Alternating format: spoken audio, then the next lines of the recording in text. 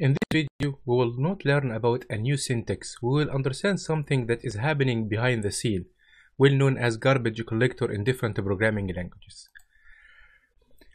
We are creating a lot of objects in the memory, but there is one fundamental question here. Who is going to free this allocated memory?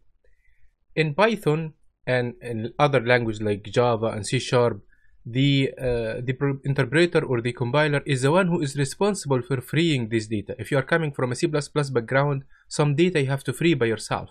In Python, similar to other languages, this is completely done by the interpreter. But it is good to understand something about that. There is what we call a reference. Is our variable still referenced or not? Specifically, is the value in the memory is referenced or not? Python keep a track for how many references each value has. Once this reference is 0, Python can clean this value automatically. So let's see an example here.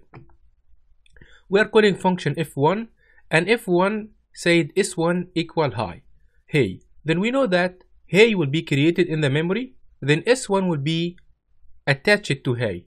How many references now the value hey have? One reference. In the second line we said s2 equal s1. Now hey in the memory has two references, s1 as a reference number 1 and s2 as reference number 2. Let's call function f2 with s2. The call will assign tt to s2. At this moment, hey in the memory has 3 references. We are printing tt, and now we are returning from f2. Once we return from f2, the name tt will be destroyed. So one reference to hey will be minimized. So now again, once we come back, it will be 2 references again. If we are done with the function, forget about line 15, the 2 references will be removed and hey now can be deleted. But let me even show you something more. At line 15, we have 2 references so far, s1 and s2. There is a command in Python, a statement say del for a delete.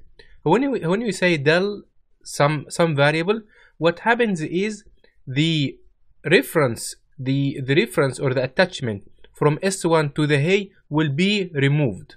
So now the reference hey will have only one reference only. And here is one more interesting thing.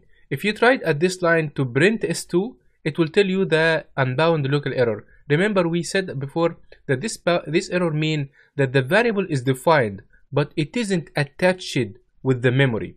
So s2 here, once we delete it, s2 will not be attached to hey anymore. So at this point, hey has only a single reference. Once we get back from the function f1, even s1 will be destroyed and s2 will be destroyed. So now hey in the memory has 0 references.